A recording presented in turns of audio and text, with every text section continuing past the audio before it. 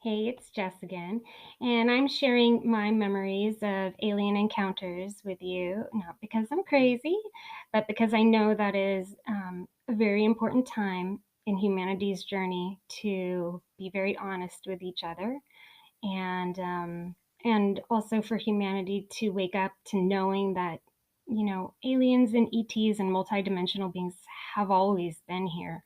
It's been our choice not to see them and not to acknowledge their presence, but they've always been here and they've always been here with us. And it's time to find and locate those benevolent ones and get some help. and so, anyways, so I told you about the Greys, and now I'm going to tell you about feline starship captain and Obi-Wan Kenobi. so, so until about the age of 16, I was very anxious, falling asleep every single night.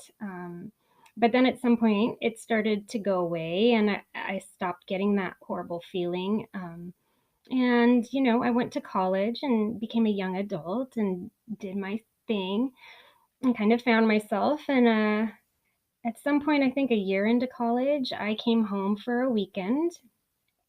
And it was probably around 96 or 97 is what I've got it pinpointed down to. I was about 19 years old.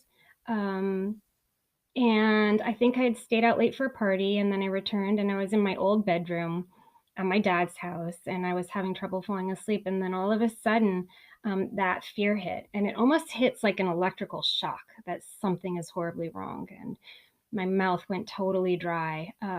You could say it almost felt like a panic attack, but it was because of this knowing that somebody was waiting and watching.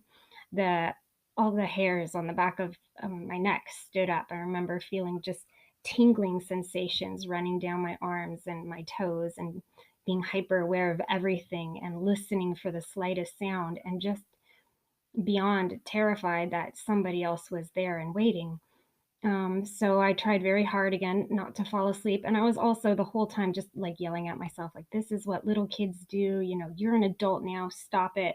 And really trying to argue myself into not being afraid because this was ridiculous. And what was I doing? And I was done with this. Um, and as I was sitting there arguing with myself, all of a sudden I went from fully conscious to fully unconscious in this blink of an eye.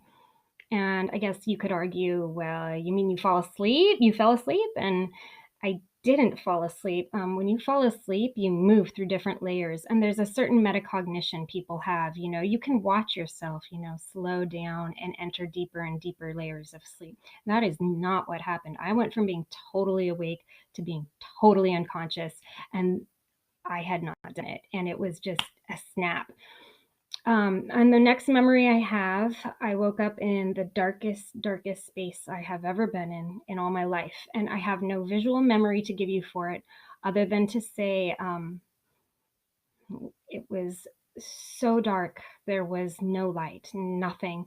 And I guess by light, I could also mean hope for something better, anything. It almost felt as though my soul had been cut away from my consciousness.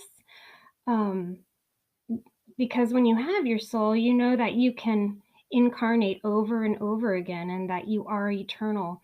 And this felt like suddenly that was no longer the case, and that I was imprisoned in somewhere so awful.